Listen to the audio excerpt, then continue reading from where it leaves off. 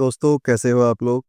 दोस्तों हमारी लास्ट कुछ वीडियोस में कमेंट आए हुए थे कि टीएससी प्रिंटर से लेबल प्रिंट कैसे करवाते हैं बाय RS232 कम्युनिकेशन।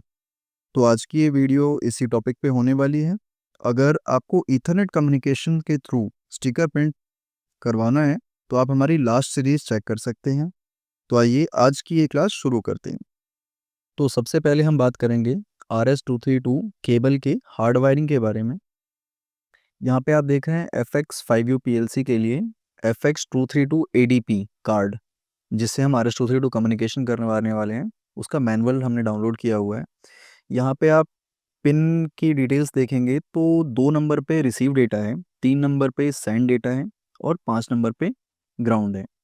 सिमिलरली हम जब TSC की बात करते हैं तो यहाँ पे TSC TE210, जिसमें RS232 कम्युनिकेशन की वायरिंग डिटेल्स हैं। यहाँ पे 2 नंबर पे सेंड डेटा है, 3 नंबर पे रिसीव डेटा है और 5 नंबर पे ग्राउंड है। अभी हम देखेंगे यहाँ पे हमारा जो भी वायरिंग होनी है वो स्ट्रेट वायरिंग होनी है प्रिंटर और PLC का। तो इसमें 2 नंबर से कनेक्ट हो जाएगा, 3 नंबर से कनेक्ट होगा और 5 नंबर से कनेक्टेड होगा। ये टोटल 3 वायर कनेक्शन है। इससे आपका प्रिंट सक्सेसफुल हो जाएगा। यहाँ पे हमने हार्ड वायरिंग करनी सीख ली है RS232 की केबल की। तो इसके बाद हम प्रिंटर के सेटअप की बात करेंगे। इसके लिए आपको सॉफ्टवेयर चाहिए होगा TSC कंसोल। ये TSC का प्रिंटर है, इसलिए अगर आपके पास जेब्रा का प्रिंटर होता तो आपको जेब्रा यूटिलिटी चाहिए। यहाँ पे हम अब ऐड प्रिंटर करेंगे और अगर आपने USB से कनेक्ट किया हुआ है तो यहाँ पे आपको सामने नेम शो करेगा प्रिंटर का। देन आपको ओके करना है। इसके बाद आप यहाँ पे देख रहे हो ग्रीन लाइट जल रही है, इसका मतलब आपका प्रिंटर कनेक्टेड है। आपको इस पर डबल क्लिक करना है और यहाँ पे एक विंडो ओपन होगी। यहाँ पे आपको गेट करना है। इस गेट के थ्रू आपके प्रिंटर पे सारा डेटा जो भी है, प्रिंटर का जो भी सेटिंग है वो यहाँ पे डिस्प्ले हो जाएगी। आपको RS232 पे जाना है और यहाँ पे आपको ये डेटा शो कर रहा है, baud rate, parity, data bit, stop bit. ये चीज़ें आपको नोट डाउन करनी है क्योंकि ये आपके आगे चल के PLC सेटअप में काम आएगी। आप चाहें तो यहाँ पे अदर सेटिंग्स भी कर सकते हैं, जैसे कि ब्लूटूथ, वाईफाई, ईथरनेट। ईथरनेट में जैसे कि यहाँ पे मैंने सेटिंग की हुई है 192 168 1.40। तो अगर मुझे ईथरनेट के थ्रू प्रिंट करवाना है तो मैं इस IP एड्रेस को यूज़ करूँगा। अगर आप RS232 के थ्रू करवा रहे हैं तो इसकी आपको नीड नहीं पड़ेगी। तो बस आपको इसके बाद इसे क्लोज करना है। That's it. इसके बाद आपको अपने स्टिकर के लिए लेबल डिज़ाइन करना है। तो TSC प्रिंटर के लिए सॉफ्टवेयर है बारटेंडर, मैंने ऑलरेडी इंस्टॉल किया हुआ है। वो डबल क्लिक करके ओपन करना है। यहाँ पे ब्लैंक टेम्पलेट पे क्लिक करके आपको नेक्स्ट करना है। उसके बाद स्पेसिफिक कस्टम सेटिंग, इस पर क्लिक करके आपको नेक्स्ट करना है। सिंगल आइटम पर पेज, देन ये मार्जिन है अपर लेफ्ट और राइट का, नेक्स्ट करना है। यहाँ पे आपके स्टिकर के बारे में है, स्टिकर आपका रेक्टेंगुलर है, राउंड रेक्टेंगुलर है, कैसा है। तो आपको round rectangular, mostly sticker round rectangular होते हैं। इसके बाद यहाँ पे आपको अपने स्टिकर की डिटेल लिखनी है, लाइक विड्थ एंड हाइट। तो जैसा कि मेरे स्टिकर की विड्थ 26 एंड 18 है, तो उसके बाद नेक्स्ट नेक्स्ट एंड फिनिश करना है। तो आप देखेंगे हमारे पास यहाँ पे एक ब्लैंक पेज ओपन हो गया है। तो अभी अगर आपको यहाँ पे बार कोड या टेक्स्ट फाइल डिज़ाइन करना है तो आप यहाँ पे बार कोड पे क्लिक करेंगे। ये कोड 18 है। डिफरेंट डिफरेंट टाइप्स के बार कोड्स होते हैं, तो इसमें कोड 128 है ये। आप यहाँ पे क्लिक करेंगे और इसको अपने हिसाब से कस्टमाइज़ कर सकते हैं, पोजीशन एडजस्टमेंट कर सकते हैं। अगर आपको टेक्स्ट चाहिए तो यहाँ पे सिंगल लाइन के नाम से है, आप यहाँ पे क्लिक करेंगे। यहाँ पे हमारे पास डिफरेंट डिफरेंट टाइप्स के bar code and QR codes हैं, जैसा कि आप यहाँ पे अपने हिसाब से चूज़ कर सकते हैं आपको किस टाइप का बार कोड चाहिए। तो यहाँ पे अभी हम एक सैम्पल प्रिंट डिज़ाइन कर रहे हैं, तो हम यहाँ पे ज़्यादा कुछ इसके अंदर इंसर्ट नहीं करेंगे क्योंकि हमारी PRN बहुत ज़्यादा लंबी हो जाएगी। तो हमने इसको डबल क्लिक किया और यहाँ पे हम लिख रहे हैं प्रिंटर। देन इसके बाद इसे क्लोज कर देंगे, पोजीशन एडजस्टमेंट अपने हिसाब से। इसके बाद आपको यहाँ पे एक बार प्रिंट देख के ज़रूर चेक कर लेना है कि आपका प्रिंट जो है बिल्कुल आपकी डिमांडिंग पोजीशन पे ही आ रहा है या फिर ऊपर नीचे ऐसा कुछ आ रहा है। तो आप यहाँ पे एक बार प्रिंट देके चेक कर लीजिए। यहाँ पे प्रिंटर का नेम शो कर रहा, आपने प्रिंट दिया। अभी मेरे यहाँ पे प्रिंट की पोजीशन बिल्कुल सही है। तो अभी मुझे पीआरएन जनरेट करनी है। तो जैसा कि आपने पिछली वीडियोस में देखा था, पीआरएन जनरेट करने के लिए हमें फिर से प्रिंट कमांड देनी है। और यहाँ पे एक चेक बॉक्स आता है प्रिंट टू फाइल के नाम से। ये आपको टीएससी एंड जेब्रा दोनों के सॉफ्टवेयर में मिलेगा। तो इस पर क्लिक करके आपको प्रिंट करना। फिर इसके बाद ये आपसे पूछेगा कि आपको फाइल कहाँ सेव करनी है। तो आपको ब्राउज पे क्लिक करना है एंड फाइल लोकेशन देनी है कि आपको मैंने डेस्कटॉप पे सेव किया है। टेस्ट के नाम से मैं फाइल सेव कर रहा हूँ। मैं टेस्ट लिखा है एंड यहाँ पे सेव कर रहा हूँ। इसके बाद मुझे प्रिंट कमांड देना है और ये मेरी फाइल सेव हो गई है। अभी आप देखेंगे डेस्कटॉप पे एक फाइल आ गई है, टेक्स्ट फाइल टेस्ट के नाम से। तो इसके बाद हमें ये पीआरएन फाइल को ओपन करना है। आप देख रहे हैं यहाँ पे हमारी पीआरएन फाइल जनरेट हो गई है। साइज, डायरेक्शन, रेफरेंस, ये सारी चीज़ शो कर रहे हैं यहाँ पे। तो दोस्तों इसे पीएलसी में ट्रांसफ़र करने के लिए हमारे पास काफ़ी मेथड्स होते हैं। जैसा कि आपने पिछली वीडियो के अंदर देखा था, तो हमने इसे पहले हेक्स में कन्वर्ट किया था और उसके बाद हमने इसे पीएलसी में एक-एक करके मूव करवाया था। एक मेथड ये होता है कि आप line by line string move करवा लें। तीसरा मेथड होता है कि आप इसे डेटा रजिस्टर में डायरेक्टली अपलोड कर दें। और एक चौथा मेथड और है जो एक सॉफ्टवेयर के थ्रू है, जो सॉफ्टवेयर अभी मैंने लास्ट वीडियो के अंदर दिखाया था कि एक सॉफ्टवेयर के अंदर आप ये पीआरएन डालोगे और वो आपको पीएलसी प्रोग्राम ऑटोमेटिक बना के दे देगा। तो वो प्रोसेस बहुत ज़्यादा फास्ट है। आप चाहें तो कोई सा भी मेथड यूज़ कर सकते हैं। इस वीडियो में 2 मेथड का यूज़ करने वाले हैं, बाकी के मेथड हम अगली वीडियो में देखेंगे।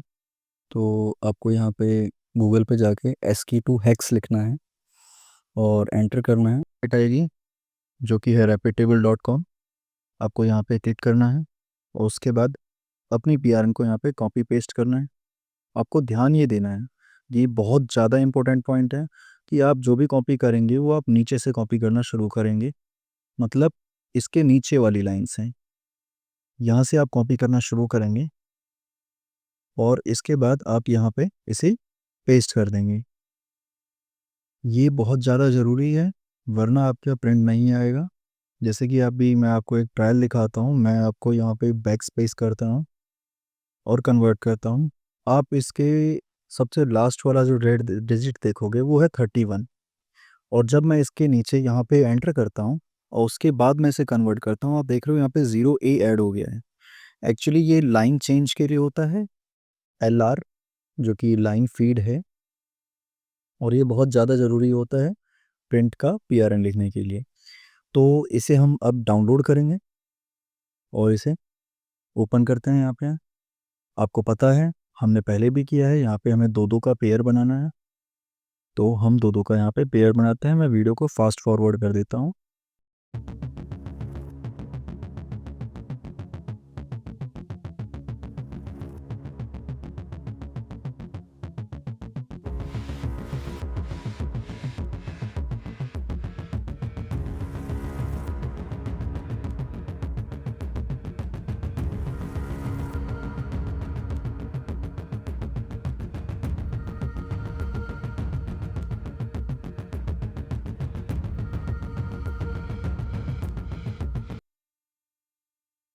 अभी हम इसे सेलेक्ट ऑल करके यहाँ पे कॉपी कर लेंगे। तो यहाँ पे राइट क्लिक करके हमें कॉपी करना है और इसे एक्सेल में जाके पेस्ट करना है।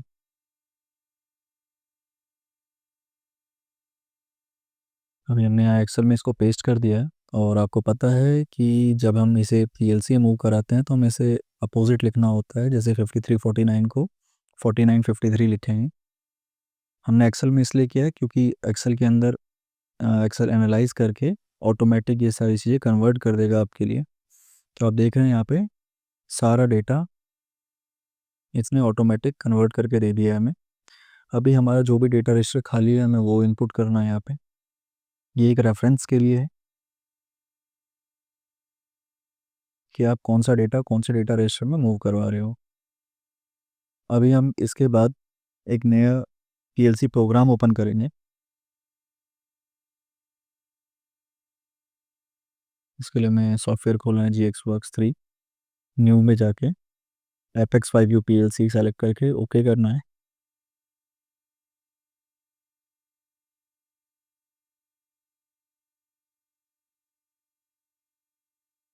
यहाँ ओके।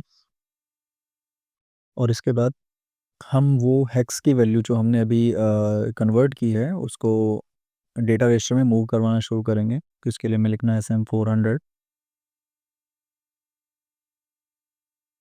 एंड मूव कमांड लगेगी यहाँ पे मूव। यहाँ पे आपको हेक्स की वैल्यू आपको दिख रही है H4953।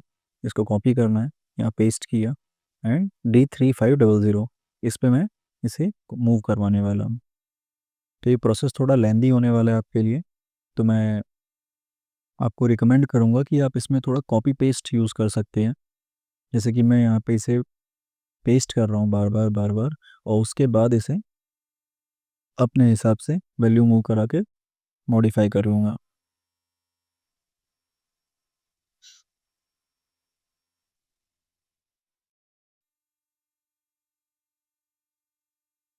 अभी आप देख रहे हैं कि यहाँ पे मैं यहाँ पे इसको D3501, D3502, 3503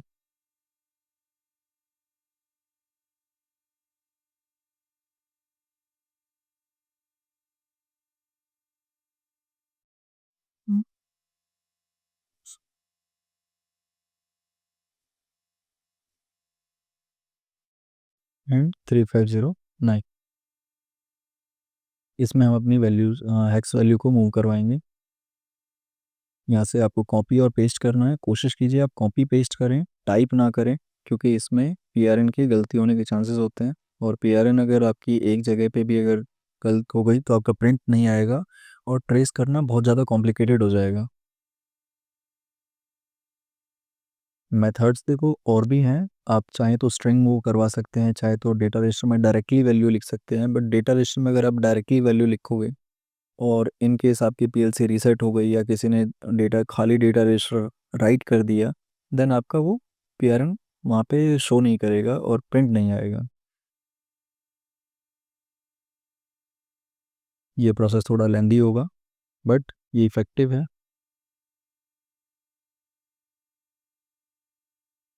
तो अभी हम इसे कॉपी पेस्ट ही करेंगे। पे वीडियो को थोड़ा सा स्किप कर देता हूँ और यहाँ पे मैंने पूरी की पूरी हमें आप इसकी हेक्स वैल्यू मूव करा दी है डेटा रजिस्टर के अंदर। अभी इसके बाद हमें लास्ट में, आपको याद होगा कि हमें एक 0A मूव कराना है। तो आप या तो सिंपल 0A मूव करवा सकते हैं या फिर 0A 0D मूव करवा सकते हैं। दोनों का काम सेम है। ये बेसिकली CR और LR होता है। ये line close and line feed के लिए होता है।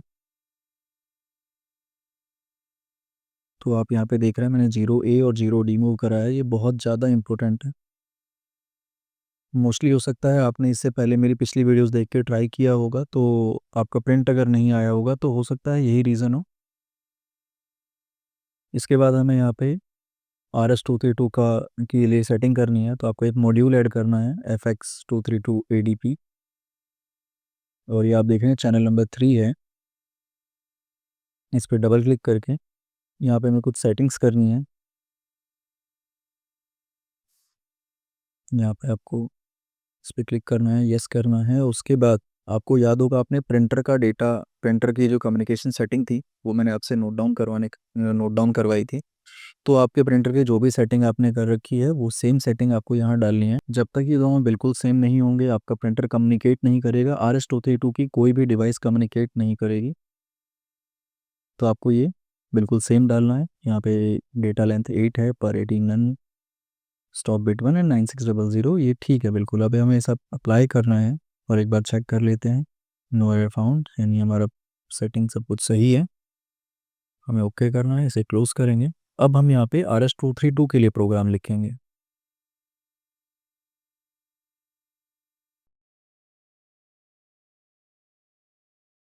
हमने वैल्यू मूव करवानी शुरू करी D3500 से, और हमने वैल्यू मूव करवाई D3597 तक।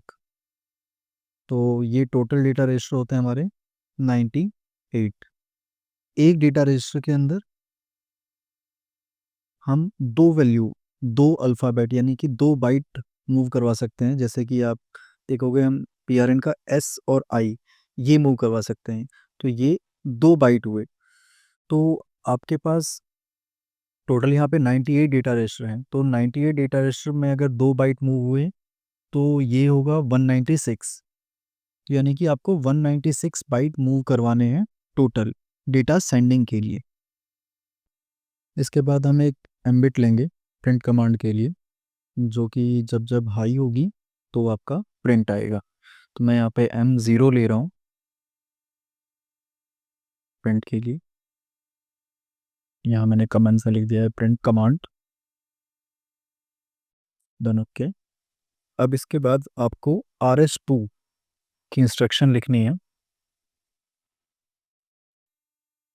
RS2 के इंस्ट्रक्शन में आपको सबसे पहले लिखना है कौन से डेटा रजिस्टर में आपको वैल्यू मूव करवानी है। उसके बाद आपका कितने बाइट का PRN है। तो हमारा 196 था, मैं सेफ साइड 300 ले रहा हूँ। आप मैक्सिमम कितना भी ले सकते हो, बट 196 से नीचे नहीं लोगे। आपकी PRN की जितनी बाइट है आप उससे नीचे नहीं लोगे। इसके बाद यहाँ पे हमने D4000 लिया है डेटा रिसीविंग के लिए, और K10 है फिर से रिसीविंग की बाइट की कितने बाइट का आपका रिसीविंग डेटा है। और उसके बाद हमने यहाँ पे K3 लिखा है जो कि चैनल 3 है, जिसमें मेरा RS232 कार्ड कनेक्टेड है। देन ओके की है।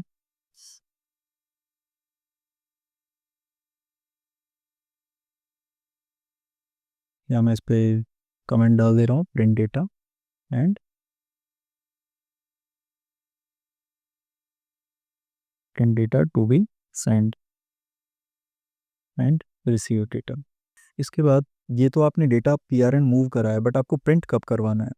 प्रिंट करवाने के लिए बिट है SM8581।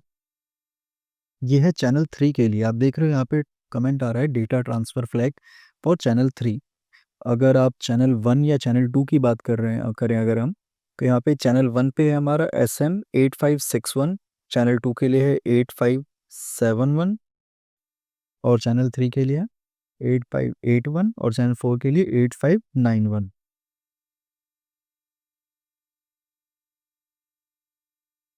अभी हम इसे कन्वर्ट करेंगे, देन ओके।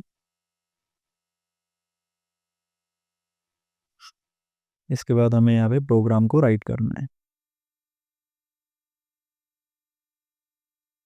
हम सेलेक्ट कर लेते हैं प्रोग्राम प्लस पैरामीटर,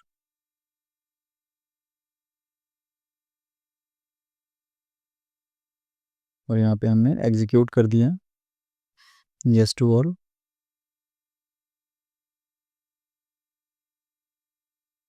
और यहाँ पे अपने CPU को आपको रीसेट करना है, या फिर आप रीस्टार्ट कर सकते हैं।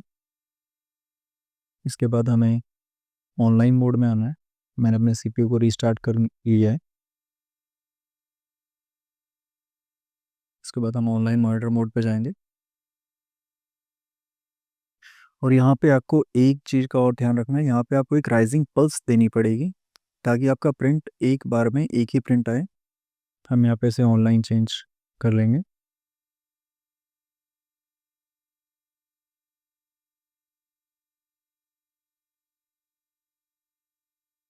हमारा प्रोग्राम कंप्लीट बन के रेडी है। अब जब जब मेरा M0 ऑन होगा तब तब मेरी प्रिंट आएगी, जो कि एक्चुअल में आ रही है।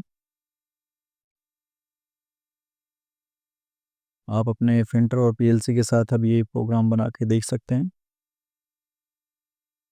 इसके बाद हम बात करते हैं सेकंड मेथड की, जो कि मैं आपको शो करने वाला हूँ। इसके लिए हम सबसे पहले इस PRN को डिलीट कर देते हैं, जो भी हमने PRN लिखी है।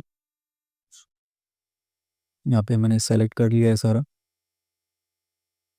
और इसके बाद अब हम इसे डिलीट करेंगे।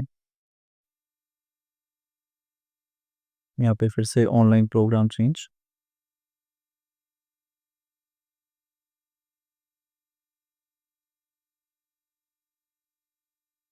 Then yes.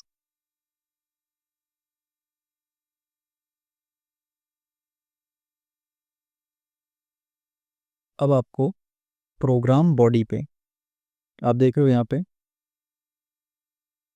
कि यहाँ पे सिर्फ मेरी प्रिंट कमांड बची है RS-232 के लिए। इसके बाद आपको प्रोग्राम बॉडी पे राइट क्लिक करके एक्सपोर्ट करना है, यस।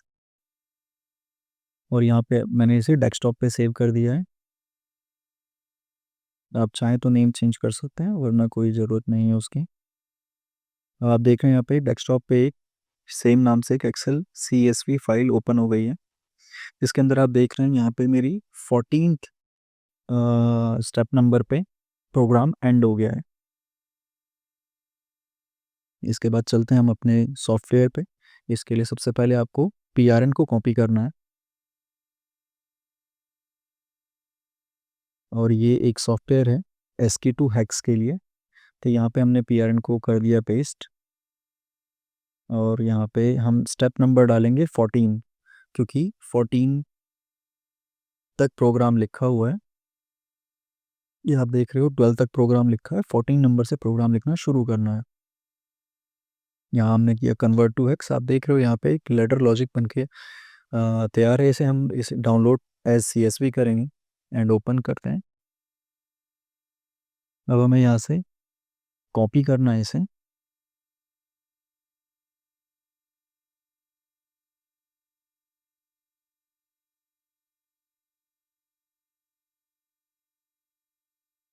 और यहाँ पे पेस्ट कर देंगे 14 नंबर को। लास्ट में जाके आपको एंड इंस्ट्रक्शन लिखनी है। तो यहाँ पे एक्सेल के एक रो का मतलब है 2 स्टेप नंबर। तो यहाँ पे जैसा कि आप देख रहे हैं 458 है, तो यहाँ पे 462 आएगा। तो 462 पे हमें एंड इंस्ट्रक्शन लगानी है। यहाँ पे हम लिखेंगे END, और अब हम इसे सेव कर लेंगे। हमें यस करना है, इसे क्लोज करेंगे, save and yes, that's it, हो गया। हम सब मिनिमाइज कर लेते हैं। तो आपको वापस चलना है अपने PLC के सॉफ्टवेयर पे, वर्क्स 3 पे, और यहाँ पे अब आपको पहले आपने एक्सपोर्ट किया था, वो आपको इंपोर्ट करना है। इसके लिए आपको पहले राइट मोड में आना होगा, राइट क्लिक करके इंपोर्ट करेंगे हम। हमने ओपन किया है और यस किया। आप देखेंगे कोई एरर नहीं आया, और आप देखिए नीचे ये PLC का पूरा प्रोग्राम बन के रेडी हो गया है, जिसके अंदर लास्ट में H0A0D ये भी आया हुआ है। यहाँ पे PLC का पूरा प्रोग्राम बन के रेडी है। बस अब इसे आपको कन्वर्ट करके राइट करना है। तो पहले इसे रीबिल्ड ऑल करेंगे, ओके, और हमें इसे राइट करना है PLC में, same program plus parameter, then execute, yes, yes to all.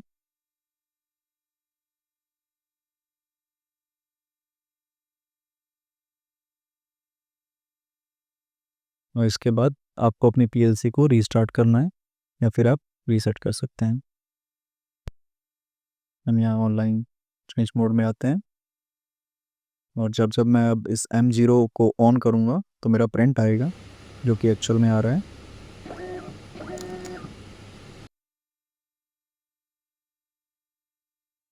तो दोस्तों मैं आपको इस सॉफ्टवेयर के कुछ फीचर्स बता देता हूँ। जैसे कि इसमें एक डार्क मोड, लाइट मोड का ऑप्शन है।